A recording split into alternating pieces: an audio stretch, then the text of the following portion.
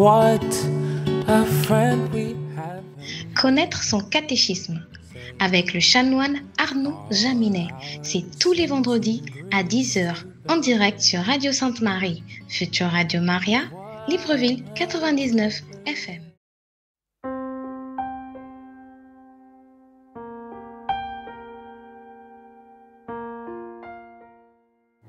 Chers auditeurs de Radio Sainte-Marie, Future Radio Notre-Dame, nous nous retrouvons après une semaine d'interruption due à un incident technique. Nous nous retrouvons donc pour notre session hebdomadaire de catéchisme. Alors, on va reprendre petit rappel un peu bref de tout ce que nous avons vu depuis le début. Alors, on a commencé en voyant ce qu'est la religion, puis ce qu'est la religion chrétienne. On a essayé de montrer aussi un petit peu pourquoi c'est elle, la religion catholique, qui est la vraie. Voilà, et pourquoi ce ne sont pas différentes sectes, etc. Nous avons ensuite vu ce qu'était le catéchisme, c'est-à-dire ce bref résumé de la foi que nous abordons séance après séance. Nous avions vu de quoi il était constitué, savoir de 3 parties. Une première partie, ce qu'il faut croire pour aller au ciel. Une deuxième partie, ce qu'il faut faire pour aller au ciel. Et une troisième partie, les secours que le bon Dieu nous a laissés pour aller au ciel, à savoir les sacrements principalement et la prière. Après cela, nous avions donc commencé nos leçons en présentant le « Je crois en Dieu » ou le symbole des apôtres. Nous avons commencé donc par la première phrase de ce « Je crois en Dieu ». Je crois en Dieu. Qui est Dieu et quelle est la nature de Dieu? Donc son existence et sa nature. Puis nous avons vu les mystères. Nous avons vu que nous ne pouvions pas tout comprendre dans la révélation, mais que néanmoins, il y a des choses qu'on peut essayer d'approcher, voilà, donc on sait qu'il faut croire à tout cela aussi, parce que, tout simplement, Dieu s'est révélé, et si Dieu est Dieu, il ne peut ni se tromper, ni nous tromper. Alors, nous avions vu qu'il y a le mystère de la Trinité, le mystère de l'incarnation, et le mystère de la rédemption.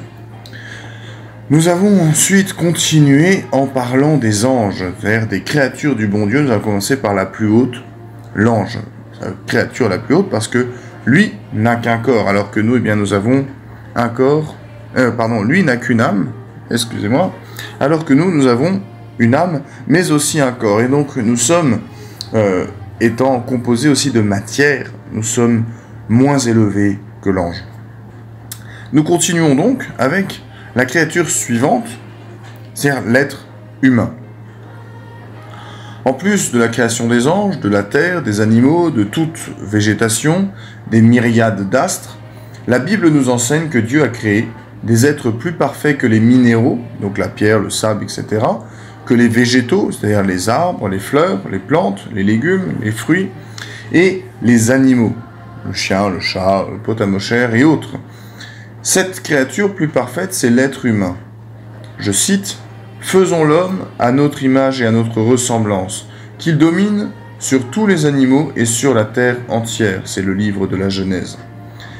Manifestement, on peut dire que Dieu a alors créé un être nouveau, composé d'une partie matérielle, son corps, et d'une partie spirituelle, son âme.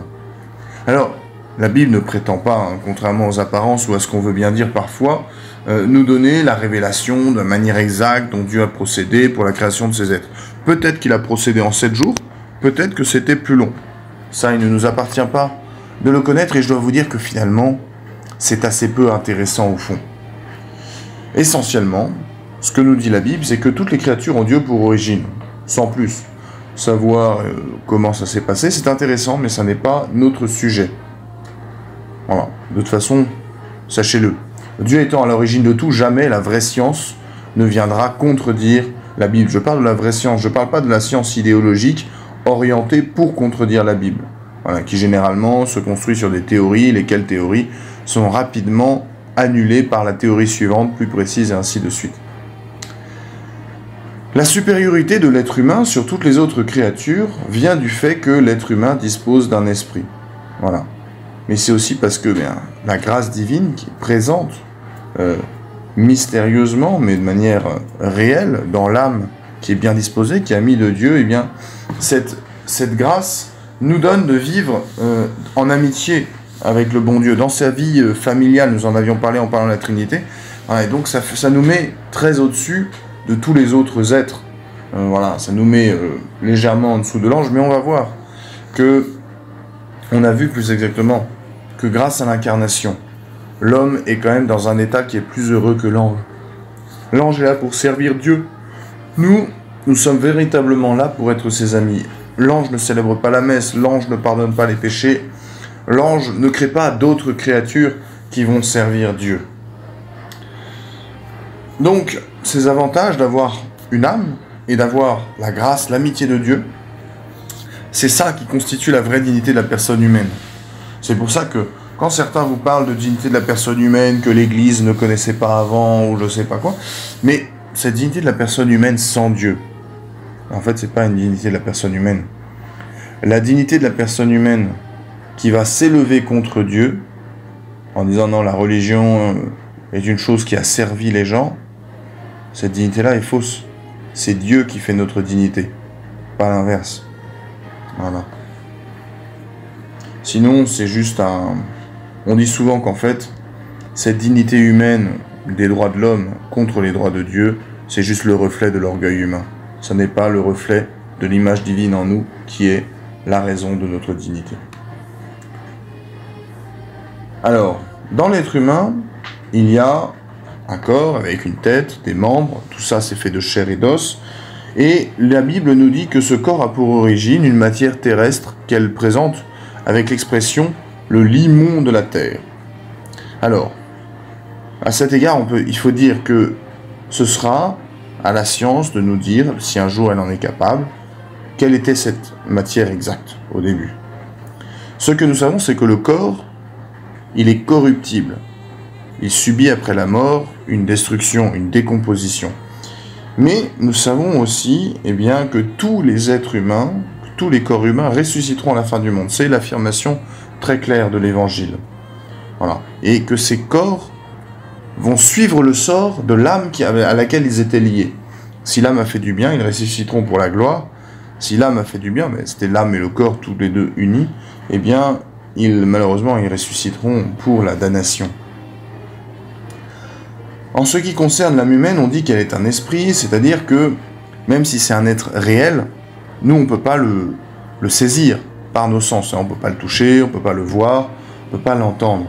Cette âme, elle est répandue, si on veut, dans tout le corps, comme la lumière, par exemple, ou le courant électrique, voilà, dans un circuit qui arrive jusqu'à l'ampoule. Il y a de l'électricité tout le long. C'est un peu la même chose, l'âme est là, comme le principe de vie du corps, dans tout le corps.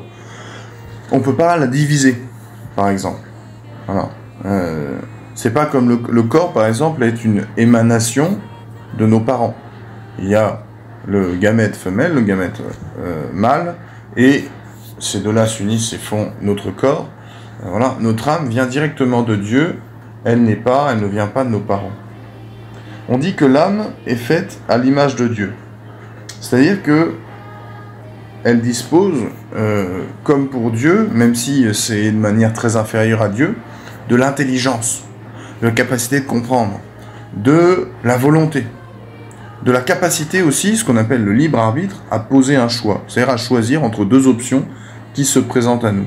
On peut aussi imaginer, on peut aimer, on peut décider, voilà. Tout ça, c'est notre âme, ce qui nous fait ressembler à Dieu. Elle est ressemblante à Dieu aussi parce qu'elle est un esprit et que Dieu est un esprit. Voilà, donc l'âme est immatérielle, voilà, n'est pas faite de matière, c'est pour ça qu'elle ressemble à Dieu. Comme pour la création générale, celle de l'âme humaine est clairement affirmée par l'auteur de la Bible. Il écrit « Dieu souffla dans ce corps un souffle de vie ». Et tout l'enseignement d'ailleurs de Jésus porte essentiellement sur ça. L'existence de l'âme humaine immortelle, voilà, et qui sera jugée après sa mort et connaîtra soit la récompense, soit le châtiment. L'intelligence, c'est la première faculté de notre âme. Là, c'est la première chose qu'on fait, en fait. On voit un monde qui nous entoure. On saisit, on capte un monde, on saisit une vérité. C'est la première chose, c'est l'intelligence, qui est première en tout. Et parce qu'il y a l'intelligence, après, il y aura la volonté qui choisit d'agir ou de ne pas agir. Notre intelligence, elle va comprendre le vrai, elle va même imaginer, elle va élaborer des concepts, voilà. Et après, par notre volonté, nous allons agir en fonction. Si vous voulez, c'est comme s'il y avait un peu deux employés dans notre âme. Il y a l'employé intelligence, donc lui, il dirige le renseignement. Et puis après, il y a l'employé action. C'est en fonction des renseignements qui ont été reçus, on va s'adapter. Comme certaines voitures aujourd'hui très perfectionnées avec des capteurs partout, qui s'adaptent si jamais il y a un trou au sol, etc. Les suspensions sont prévues pour ça. Voilà. Là, c'est un peu la même chose. Là, il y a cette intelligence qui comprend et qui dit à la volonté, bon, écoute, ça c'est le bien, ça c'est le vrai, fonce dessus. Voilà.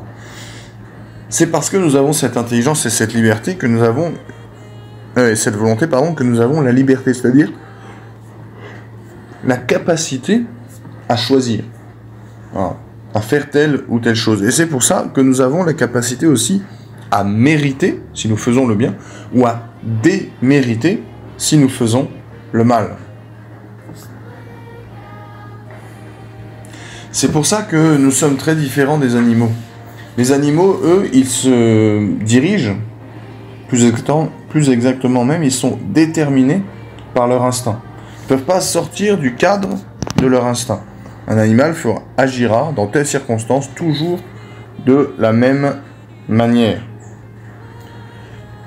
Même si, elle a été créée par Dieu pour être intimement unie à un corps, l'âme reste distincte de ce corps. Les éléments du corps, nous disent les médecins spécialistes, se modifient environ tous les 7 ans, d'accord, même pour les moindres cellules, au moins tous les 7 ans elles sont modifiées, alors que le corps, lui, qui est composé de plusieurs éléments, donc même s'il reste le même, disons, c'est la même personne, voilà, mais ce qui fait que c'est la même personne, c'est notre âme. Voilà. C'est pas notre corps. Notre âme, elle, quoi qu'il arrive, ne change pas.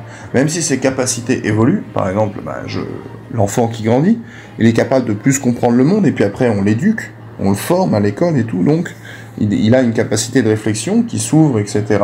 Et donc, son âme, je dirais, a plus de capacité. Mais ça reste la même âme. Ce qui fait que ça reste la même personne, le même caractère, c'est l'âme, c'est pas le corps. Voilà. Ça, c'est important. L'âme, parce qu'elle est immatérielle, elle est immortelle, c'est-à-dire qu'elle ne périra jamais. La Sainte Écriture nous le dit, Dieu a créé l'âme pour l'immortalité, livre de la sagesse, chapitre 12. Il n'est pas le Dieu des morts, mais des vivants, Saint Marc, chapitre 12. La poussière revient à la terre et l'esprit retourne à Dieu qui l'a donné, livre de l'Ecclésiaste, chapitre 12.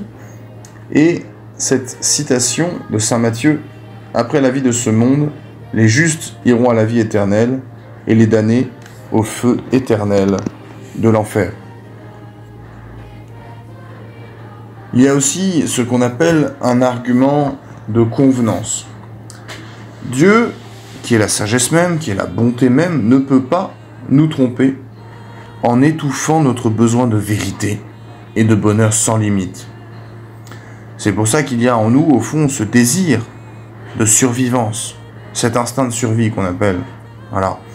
Ce besoin extrêmement ancré en nous ne peut être comblé que par une vie sans fin dans un bonheur absolument parfait. C'est ce qui nous arrivera dans l'éternité. Voilà. On voit qu'il y a un appétit dans l'homme. Donc s'il y a cet appétit, c'est forcément que le bon Dieu a prévu quelque chose pour y répondre.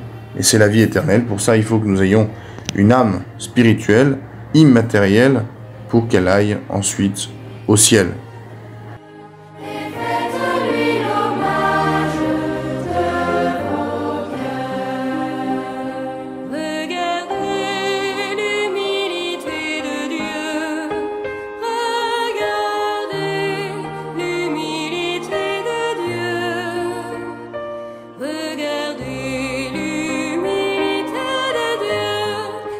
Faites-lui l'hommage de vos cœurs.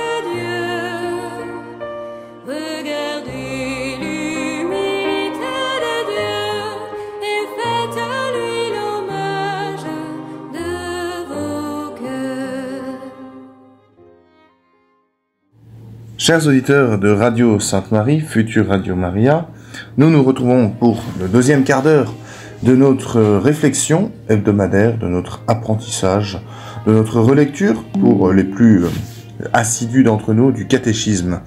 Alors nous étions en train de parler de l'être humain. On avait fait, j'ai rappelé qu'on avait parlé du bon Dieu, etc.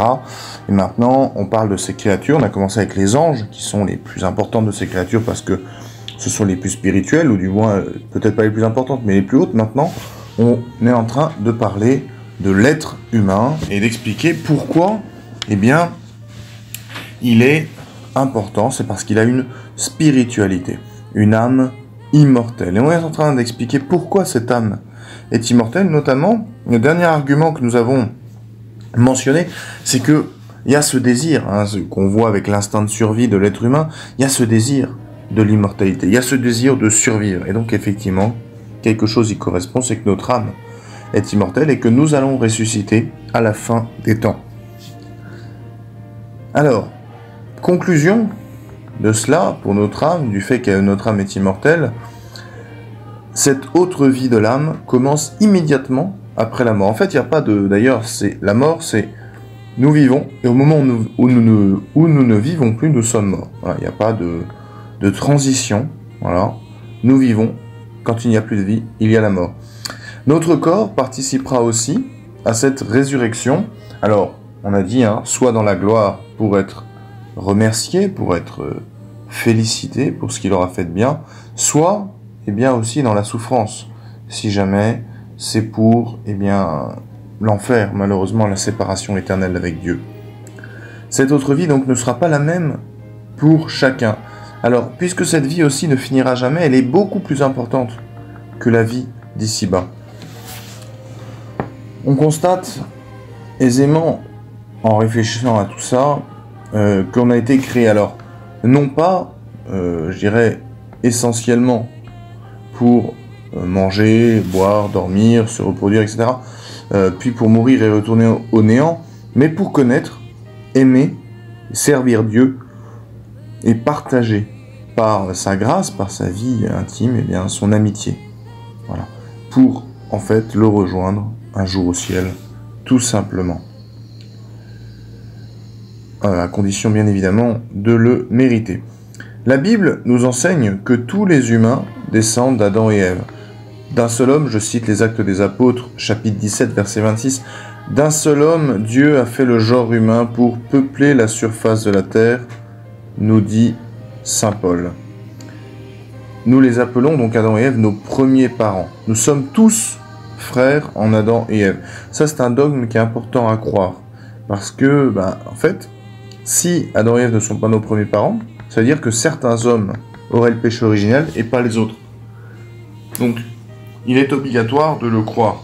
Après, effectivement, on constate des différences fondamentales entre, notamment les plus visibles, vont se situer entre les Asiatiques, les Africains et les Européens, mais on constate aussi, notamment, je pense à l'Amérique du Sud ou alors à l'Amérique du Nord, même s'il y a une certaine proximité entre les deux, on voit des différences assez marquées, je dirais plus qu'ethniques, vraiment de type de population globale.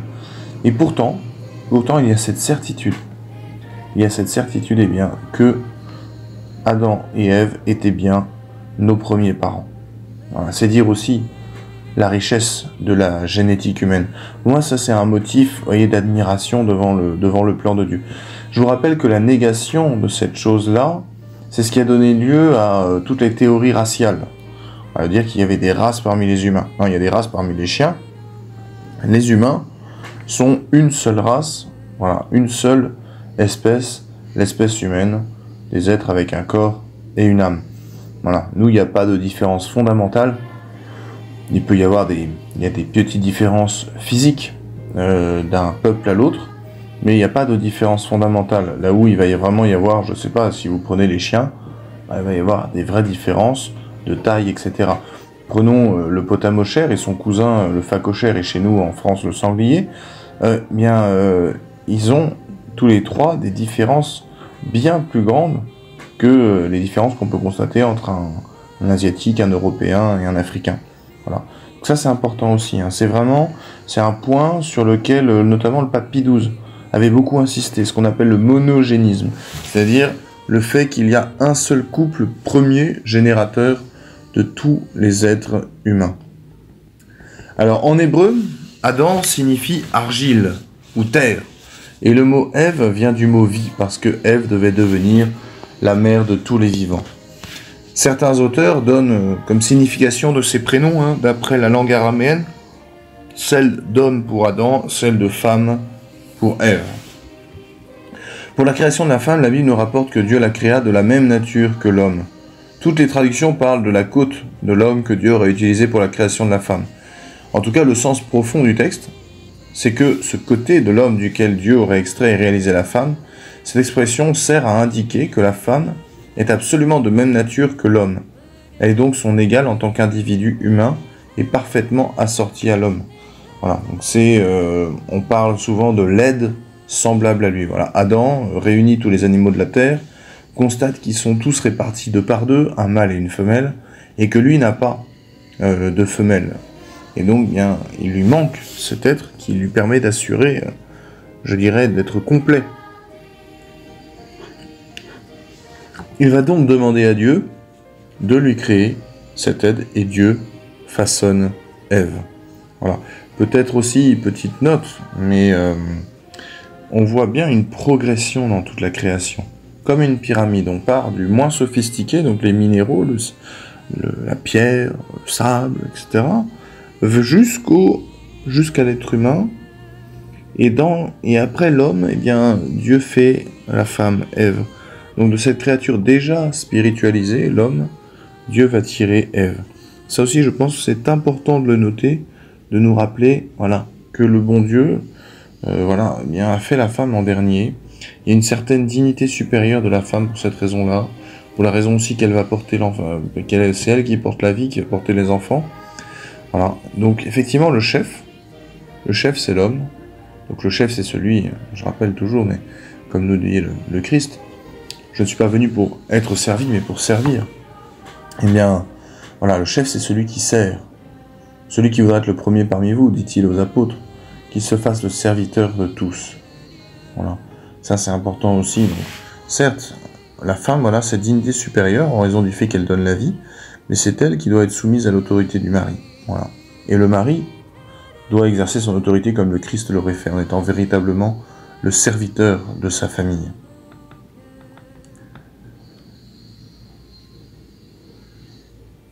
La femme, donc, est une personne humaine destinée à mener avec son mari une seule et même vie. Elle est son complément, son aide, son auxiliaire, son côté.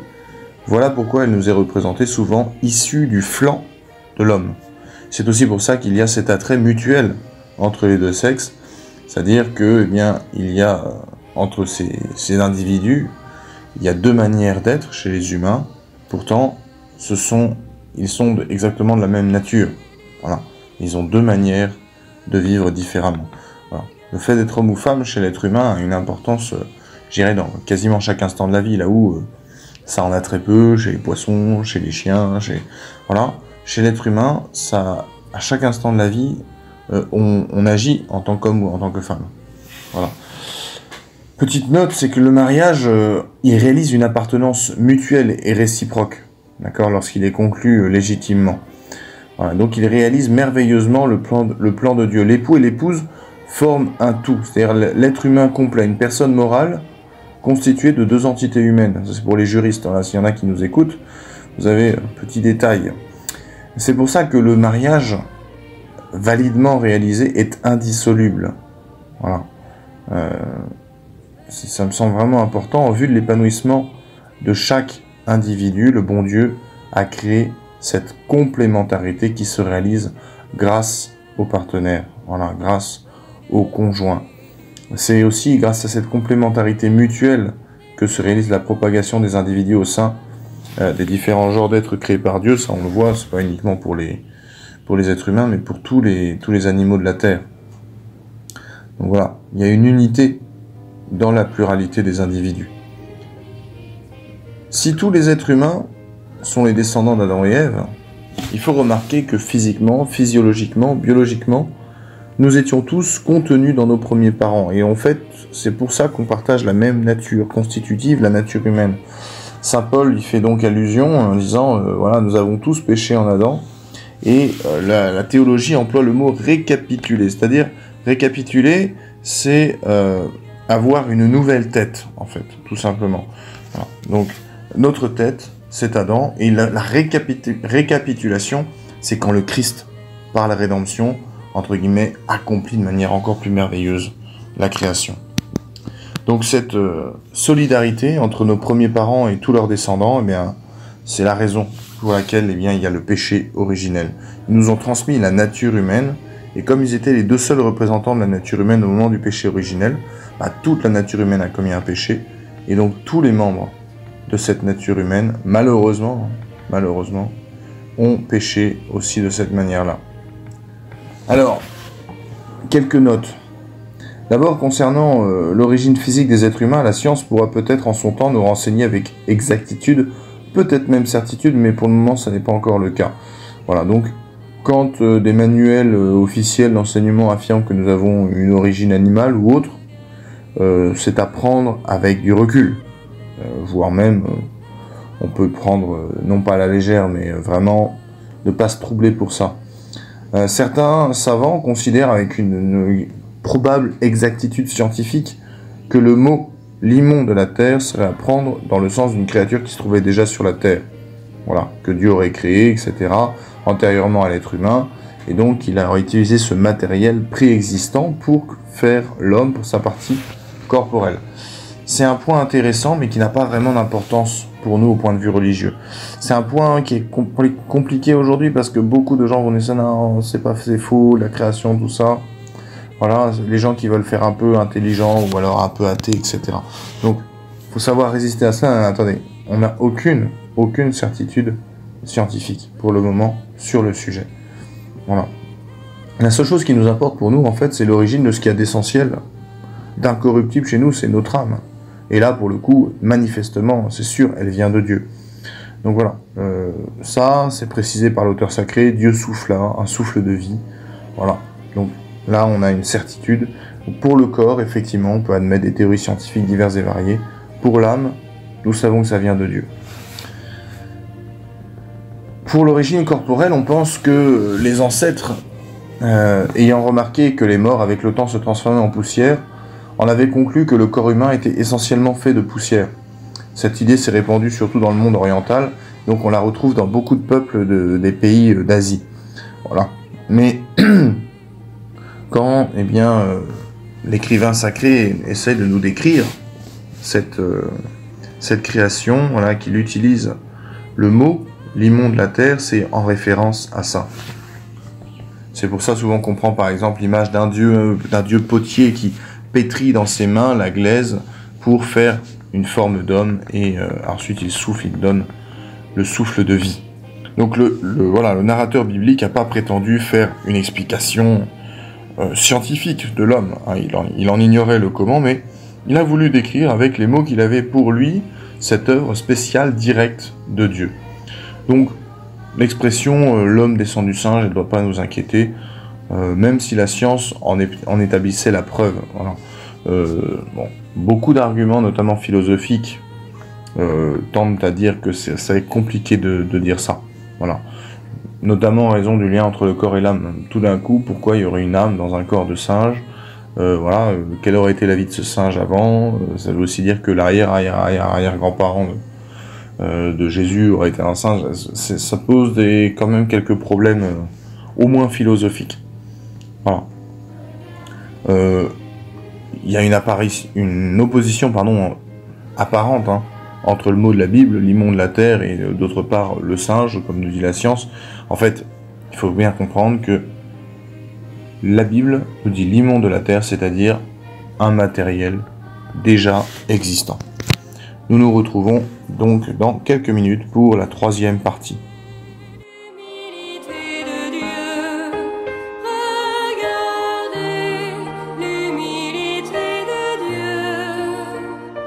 Regardez l'humilité de Dieu et faites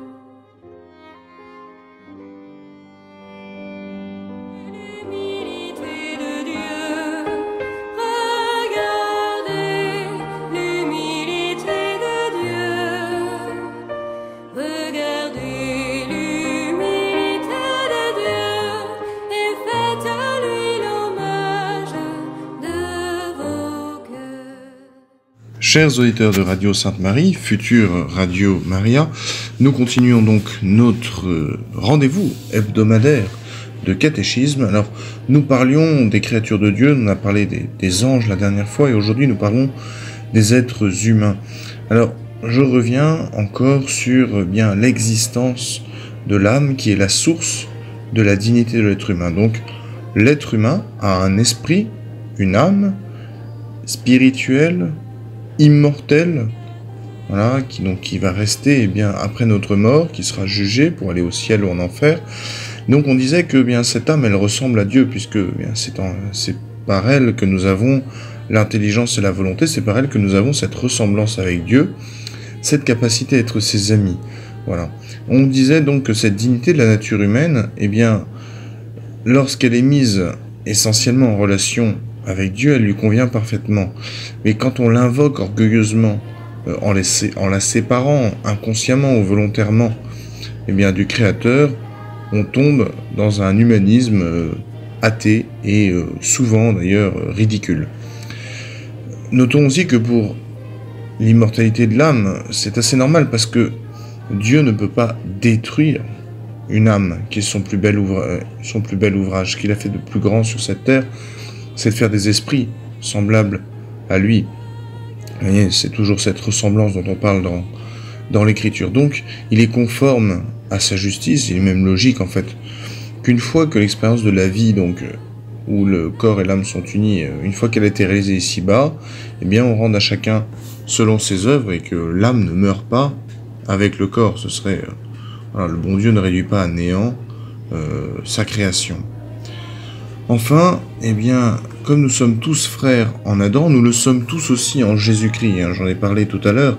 On a dit récapituler, c'est-à-dire que c'est caput capitis en latin, qui veut dire la tête. Donc Adam est en quelque sorte la tête de l'humanité, c'est notre grand-père à tous. Et le Christ, par la rédemption, récapitule, recrée, refait en fait, devient et redonne un chef à l'humanité tout entière. Voilà un petit peu qui nous rappelle toujours cette fraternité que nous avons tous entre nous et sur laquelle insiste beaucoup notre très saint Père le Pape François. Alors maintenant, il nous faut voir l'état d'union amicale avec Dieu. Le bon Dieu, tout rempli de sollicitude, d'attention pour Adam et Ève, donc pour toute la nature humaine, a créé les hommes dans un état d'union amicale avec lui. La Bible nous l'indique par la description du paradis terrestre dans lequel Dieu a placé nos premiers parents. Donc il les a mis dans un état de bonheur, voilà, en raison du lien qu'il y a entre lui et l'être humain. Voilà. Un peu comme les anges en fait, avant leur épreuve. Bien voilà, tous les anges étaient amis de Dieu, là, Adam et Ève étaient amis de Dieu. Les deux mots, donc état de grâce, état de bonheur, voilà, dont se sert bien l'Écriture pour montrer l'état d'union, d'amitié entre le bon Dieu, puisque notre Seigneur s'incarne plus tard, entre le bon Dieu et sa créature, eh bien en fait c'est pour résumer l'immense et paternelle bonté de Dieu à l'égard d'Adam et Ève. Tout simplement, qu'est-ce que l'état de grâce? L'état de grâce, on dit, vous savez, parfois on dit quelqu'un est tombé en disgrâce dans le monde politique par exemple. Le fait d'être en état de grâce, c'est-à-dire qu'on est en état d'amitié avec Dieu. Voilà, donc on a en nous la vie de Dieu, la charité, la grâce. Voilà, et donc il en résulte la plupart du temps que nous sommes heureux. Voilà, c'est Aristote qui dit que le bonheur réside dans la pratique des vertus. Qu'effectivement, celui qui pratique la vertu, il est très certainement en état d'amitié, donc en état d'amitié avec Dieu, donc en état de grâce. Vous voyez, les richesses matérielles du Jardin d'Éden, effectivement, nos premiers parents n'avaient pas à peiner, à travailler, etc., du moins jusqu'à leur péché, et en fait, ça, c'était le plus petit des dons de Dieu. Il y avait des choses bien plus précieuses, et notamment, c'est son amitié. Nous, dans notre vie de tous les jours, vous voyez, parfois, il nous arrive de sacrifier, alors, un petit peu, pas toujours totalement, mais un peu l'amitié divine, pour tel ou tel bien matériel, plus immédiat. Voilà, on est capable parfois de renoncer à un temps de prière, ou que sais-je d'autre, pour, soit pour faire un peu le gain, soit pour, voilà, des choses en fait très matérielles qu'on n'emportera pas au ciel. Voilà, donc il faut distinguer dans l'être humain deux types de vie, si vous voulez. La vie naturelle, c'est-à-dire celle qu'on a reçue de nos parents, nous avons un corps, tout ça, voilà. Je dirais la vie matérielle même, presque, on pourrait dire. Et puis la vie surnaturelle, c'est-à-dire cette vie qui dépasse les forces de notre nature, qui nous est donnée par Dieu directement. Vous voyez, ça aussi c'est important, parfois on a des gens qui vont nous dire, oui, j'ai droit à ceci, j'ai droit à cela. Vous voyez, même pour les sacrements, on va dire, je prends les sacrements. Non, on reçoit les sacrements. Tout ça c'est gratuit et Dieu nous le donne, parce que c'est surnaturel. Ça dépasse les forces de notre petite nature humaine. Voilà. Donc cette vie surnaturelle, elle vient par l'union amicale de l'âme avec Dieu, ici-bas d'abord, et ensuite pendant toute l'éternité. Voilà. Cette union avec Dieu est le fruit de l'amitié divine. Voilà. Donc au tout début, pour Adam et Ève, c'était un acquis. Malheureusement, on va voir que ça n'a pas duré. Donc la vie surnaturelle, c'est la plus précieuse des deux vies que Dieu nous a données. On lui accorde parfois des noms différents, vie spirituelle, vie sanctifiante, amitié avec Dieu. Voilà. Jésus l'appelait d'ailleurs tout simplement la vie. Je suis le chemin, la vérité et la vie. Voilà. Pour montrer en fait que c'est la seule vraie vie qui vaut la peine d'être vécue. Il nous le dit, hein. Ne craignez pas ceux qui peuvent tuer le corps et après cela ne peuvent rien faire, mais craignez ceux qui peuvent tuer l'âme. Voilà, c'est pour ça qu'il ne faut pas sacrifier les biens matériels, les biens spirituels pour les biens matériels. Jésus nous en parle, vous savez, quand il nous dit « Là où est votre trésor, là est votre cœur ». Voilà, je me souviens toujours de mon supérieur qui nous faisait cette remarque. Allez à Rome, la capitale de l'église catholique, il y a une église tous les 50 mètres. Allez à Genève, la capitale du protestantisme, il y a une banque tous les 50 mètres. Là où est votre trésor, là est votre cœur. Voilà. Et le Christ nous dit aussi que c'est comme un trésor caché. Hein. Il nous dit, le royaume des cieux est semblable à une perle précieuse. Où trouve-t-on la perle ? Bien dans le coquillage, qui est l'huître. Voilà. Et elle est cachée. Pour la trouver, eh bien, il faut chercher, etc. Et la perle est bien protégée. Ces deux vies, donc naturelles et surnaturelles, elles ne sont pas parallèles. Elles ne se superposent pas. Elles sont intrinsèquement liées. C'est-à-dire que dans notre vie quotidienne, on peut avoir des choses dont on dirait « Ah, ça c'est très matériel » et qui ont en fait une très grande valeur spirituelle, surnaturelle. Voilà. Donc c'est un peu comme une greffe pour un arbre. Voilà.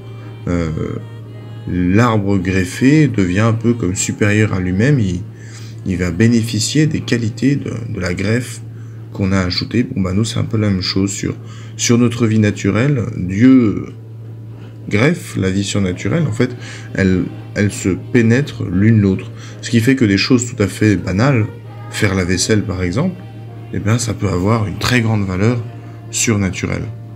Voilà.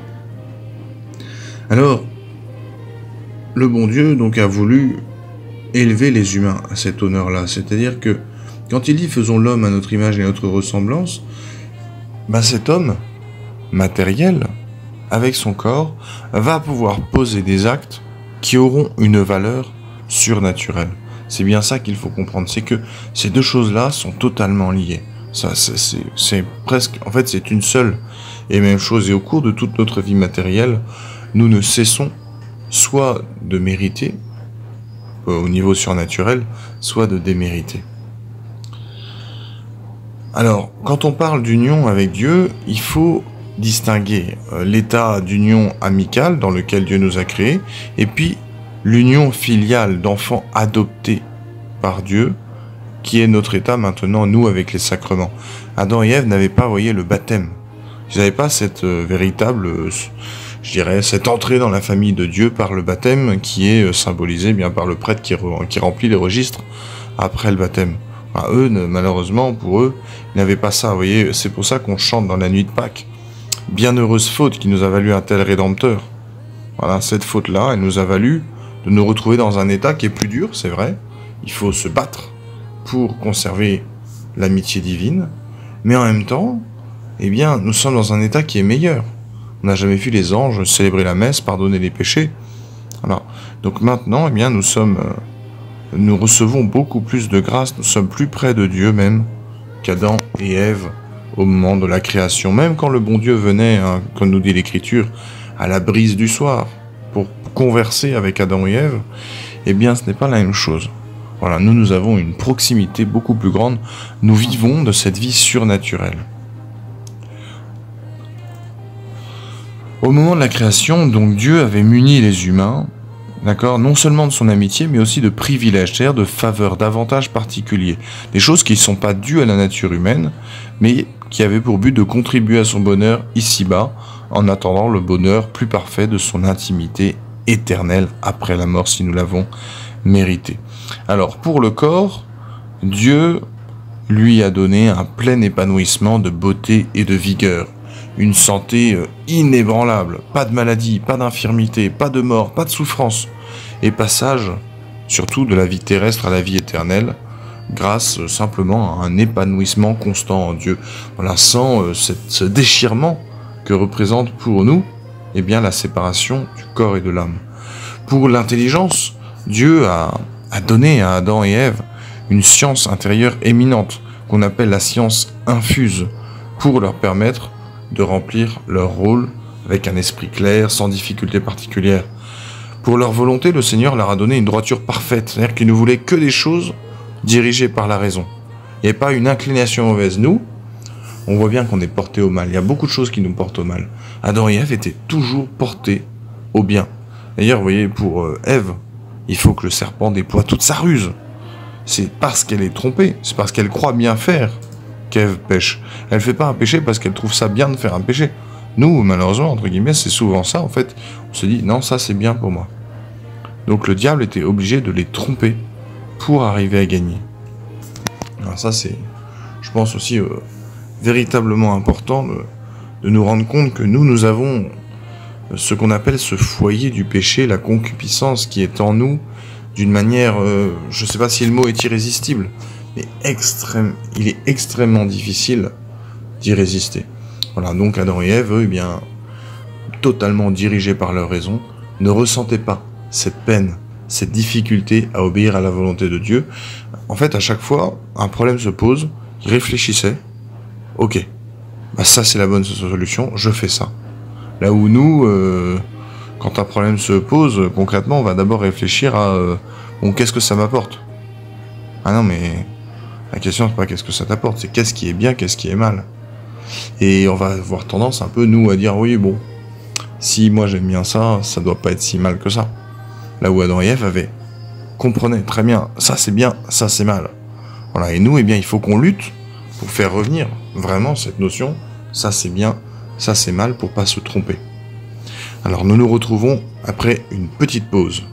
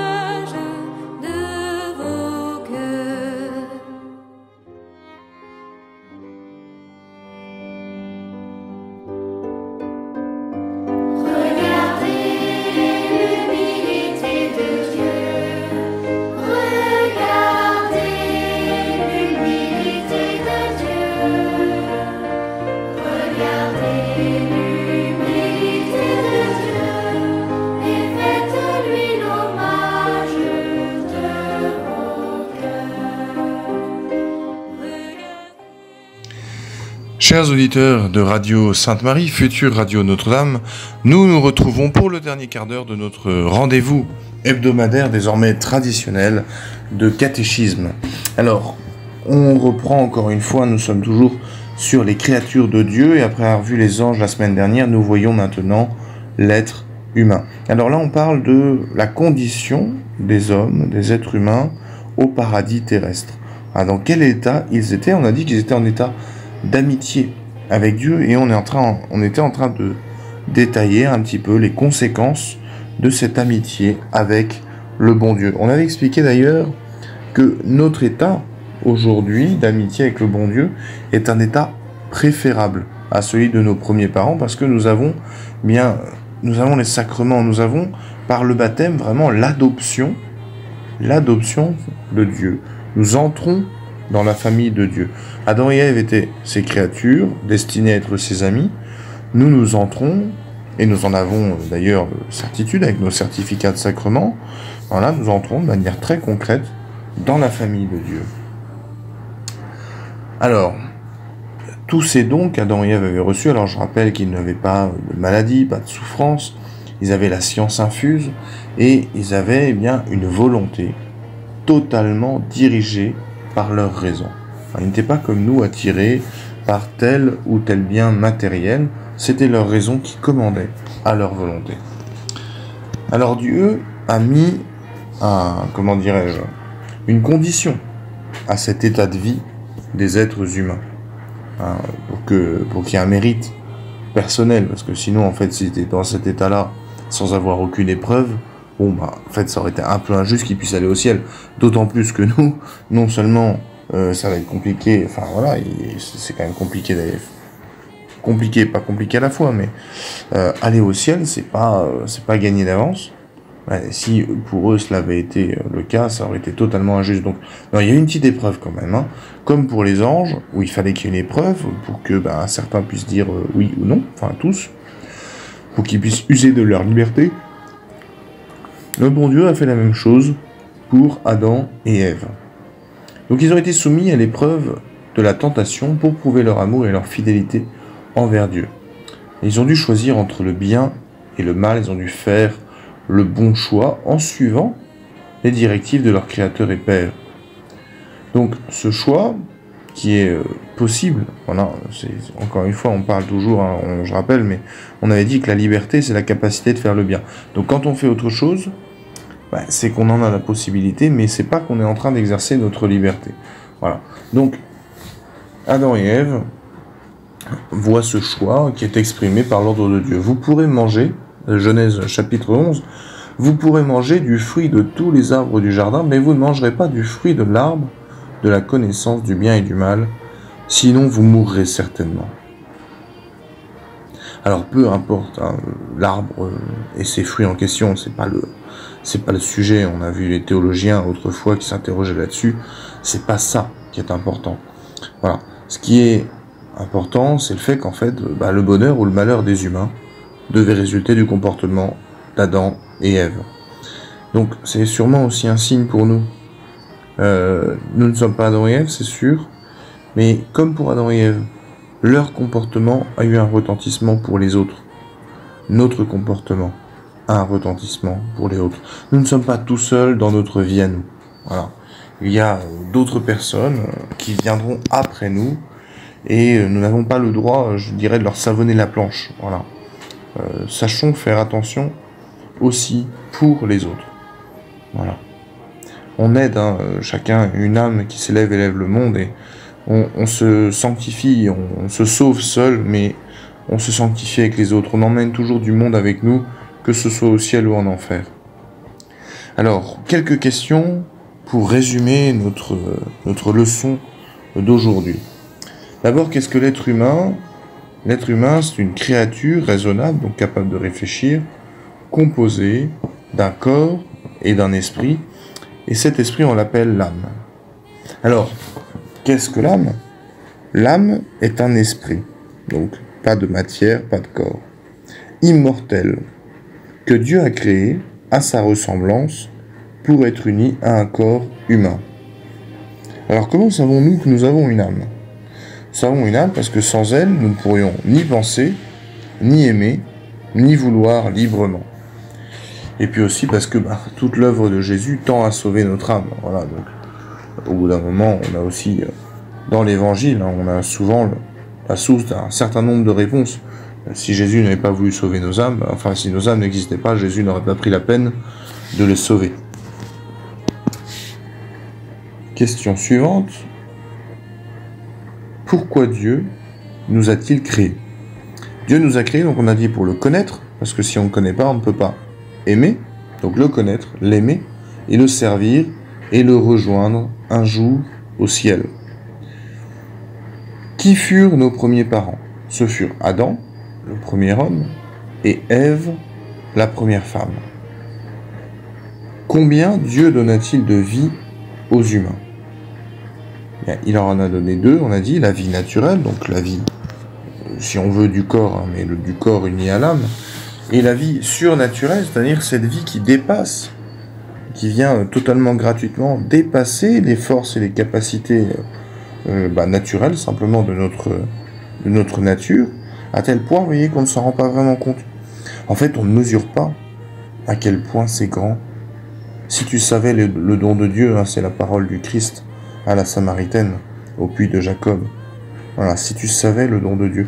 Le curé d'Ars disait cela, que le prêtre ne se comprendra bien qu'au ciel, s'il se comprenait sur cette terre, il en mourrait non pas de frayeur, mais d'amour. Voilà.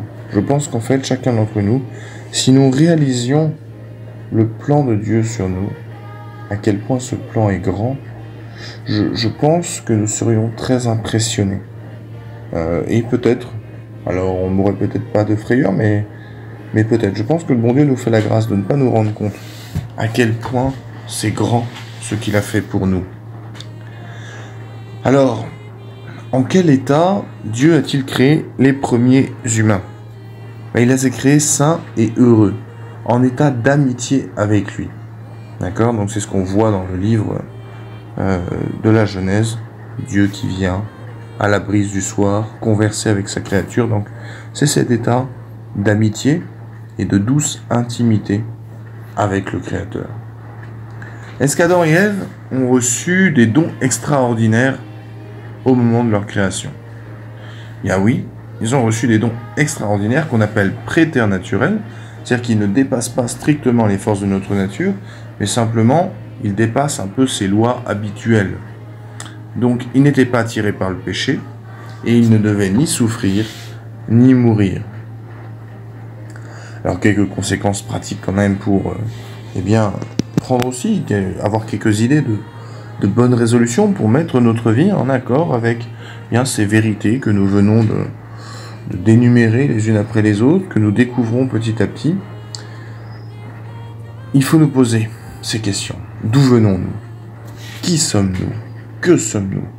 Et surtout, où allons-nous? Il faut nous interroger sur notre existence. Il n'y a rien de pire qu'un être humain qui vit sur cette terre, qui vivote en fait, qui ne se pose pas plus de questions que ça. Celui qui fait ça, malheureusement, il trahit, vraiment, il trahit sa destinée éternelle. Il faut nous interroger sur le sens de notre passage sur la terre. Qu'est-ce qu'il y a après? Comment gérer cette vie? C'est la religion, c'est-à-dire en fait Dieu lui-même, cette vertu qui nous relie à Dieu lui-même, c'est elle qui répond à ces questions fondamentales. Il faut aussi nous rappeler de temps en temps,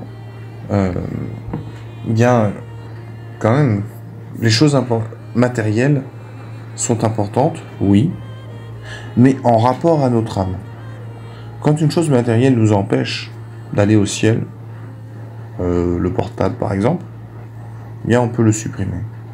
Ces choses matérielles ont une importance en fonction de notre âme. Si elles procurent notre progrès, tant mieux. Si elles nous empêchent d'aller au ciel, oulala, là, tout de suite, faut couper ça. Voilà. Donc, il ne faut pas vivre sur cette terre comme s'il n'y avait rien qui venait après. Voilà. Autre résolution, sur le sujet de la dignité de l'être humain, souvenons-nous de ce que c'est la dignité d'enfant de Dieu. Il y a l'être humain qui est d'une dignité non négociable parce que il est à l'image de Dieu tout simplement. Et nous avons cette chance par le baptême d'être enfants adoptifs de Dieu. C'est une dignité supplémentaire. Nous ne pouvons pas souiller le temple de Dieu que nous sommes devenus par le baptême. Donc ça, il faut bien le garder en vue en permanence pour rendre gloire à Dieu par notre comportement. Voilà. Et ainsi, en fait, on va correspondre tout simplement à l'intention aimante, miséricordieuse que Dieu a eue en nous créant. Et agir ainsi, mais ça va donner à notre activité sur la terre un sens intelligent. Ça permettra à notre pratique religieuse aussi d'avoir, je dirais vraiment, un sens surnaturel. Sinon, on va se contenter d'aller à la messe le dimanche parce que c'est marqué, on s'assoit sur un banc, on attend que ce soit terminé, on dort plus ou moins bien pendant l'homélie du prêtre, et puis voilà. En fait, non. Si on a vraiment en tête ce souvenir de notre destinée éternelle, alors on va être beaucoup plus attentif, même aux moindres détails, même aux plus petites choses de la vie, elles vont devenir importantes parce qu'elles permettront déjà de préparer notre venue au ciel, et puis de montrer au Christ, au jour le jour, l'amitié qui nous unit à lui. Le fait que vraiment nous cherchons à lui être fidèles, à vivre avec lui. Alors, quelques citations peut-être pour terminer. Citation de l'Évangile. Saint Marc, chapitre 8. Que sert à l'homme de gagner l'univers s'il vient à perdre son âme? Saint Jean, chapitre 6. Travaillez non pour la nourriture, donc travaillez surtout pas pour la nourriture de ce corps, qui est périssable, mais pour celle de l'âme qui demeure. Pour ce pain de vie que le Christ nous a promis. Bossuet, un évêque français, écrivait « C'est bien peu de choses que l'homme, et tout ce qui a une fin est bien peu de choses. Une vie humaine est d'environ 80 ans. Prenons même 100. Qu'il y eut de temps auparavant où je n'existais pas? Combien de temps avant que je vinsse au monde? Et combien de temps y aura-t-il encore où je n'existerai plus? Et que j'occupe peu de place dans ce grand abîme d'êtres qui nous entoure. Vraiment, je ne suis rien. » Saint Jean, chapitre 10, verset 10. « Je suis venu pour qu'ils aient la vie et qu'il ait en abondance. » C'est la vie spirituelle dont on parlait tout à l'heure, la vraie vie, la vie de l'âme.